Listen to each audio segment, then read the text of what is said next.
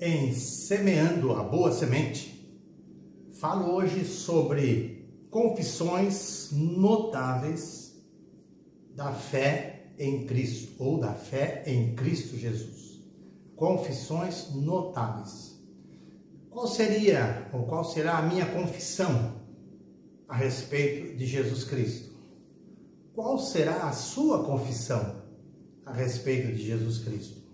Eu trago, então, pelo menos algumas confissões extraídas do Novo Testamento que falam e apresentam Jesus como algo ou como alguém muito especial. Em primeiro lugar, Pedro, o apóstolo Pedro, lá em Mateus capítulo 16, versículo 16. E Pedro nós conhecemos bem, o filho do trovão. Estava ali sempre querendo fazer alguma coisa a mais. E Pedro diz para Jesus: Tu és o Cristo, o Filho de Deus. Tu és o Cristo, o Filho de Deus. É uma consciência de Pedro. Conhecemos Pedro, sabemos dos problemas, das dificuldades que ele sempre enfrentou, mas ele teve a coragem de dizer a Jesus: Tu és o Cristo, o Filho de Deus. Há um outro discípulo também que causa estranheza para ele quando ele conhece a Jesus, a ação de Jesus com respeito a ele, que demonstrou já conhecê-lo. Eu falo de Natanael. Está aqui em João capítulo 1, versículo 49. Natanael vinha com muitas dúvidas a respeito de Jesus ser de fato o Messias. Mas depois que ele conhece Jesus, depois que ele se entrosa a conversa com Jesus, ele é capaz de dizer: Tu és o Filho de Deus, o Santo de Israel, ou o Rei de Israel. Tu és o Filho de Deus. Como é importante conhecermos e termos esta certeza, sermos absolutos no nosso conhecimento a respeito de Jesus, e saber que ele é de fato o Filho de Deus. Uma terceira confissão é a mulher samaritana. Essa mulher também estranhou muito Jesus. Aliás, Jesus era estranhado por muitas pessoas, pelo jeito de ser, pela maneira de agir. E aquela mulher estranhou porque, sendo ela samaritana, estava sendo abordada por um homem judeu que ainda lhe pedia água, lhe pedia um favor. E o texto diz muito claro, em João capítulo 4, versículo 29. Depois ela ter conversado com Jesus, ter ouvido Jesus, ter perguntado coisas a Jesus, sem saber de fato quem ele era, ela saiu correndo, diz o texto, foi ao encontro dos seus conhecidos e disse a eles a respeito desse Jesus, e ela tinha uma pergunta, tinha uma interrogação.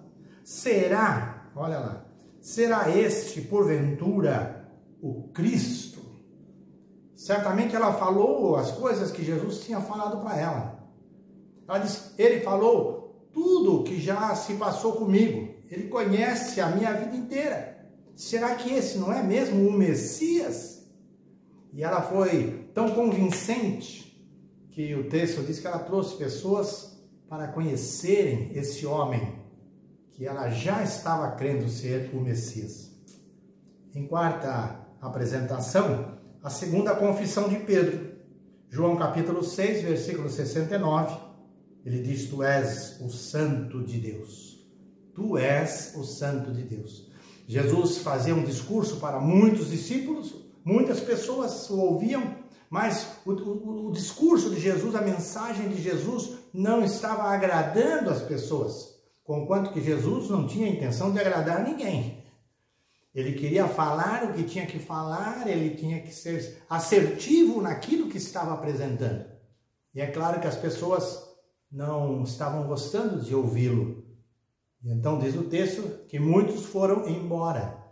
Jesus foi abandonado por muitos que o ouviam naquela ocasião. E ele até pergunta para os discípulos deles, os efetivos: Vocês também não querem ir? E é Pedro, aqui em João capítulo, a segunda confissão de Pedro, em João capítulo 6, versículo 69. Tu és o Santo de Deus. Para onde iremos nós, diz ele?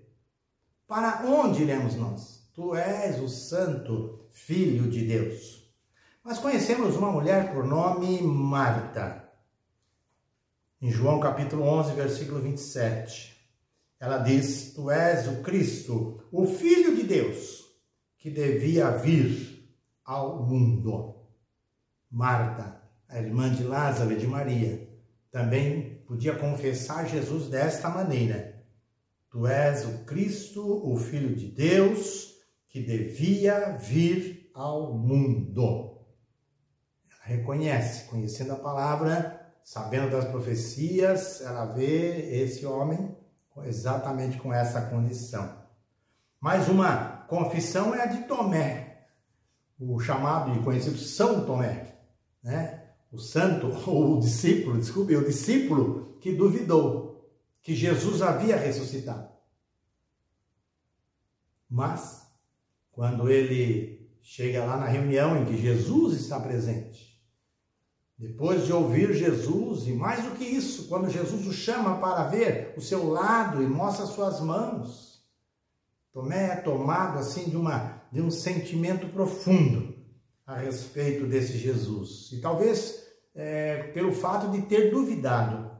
Tomé, em João capítulo 20, versículo 28, diz, Senhor meu e Deus meu.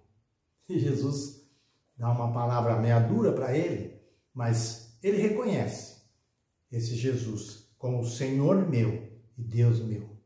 Ele sabia, ele tinha essa propriedade, ele tinha esse Jesus com ele. Mais uma, pelo menos, para não me delongar, eu tenho aqui o eunuco, lá da rainha de Candace, que tinha ido a Jerusalém, vinha voltando, e ele vinha lendo o rolo, conhecemos essa história, e o Espírito Santo falou com Filipe.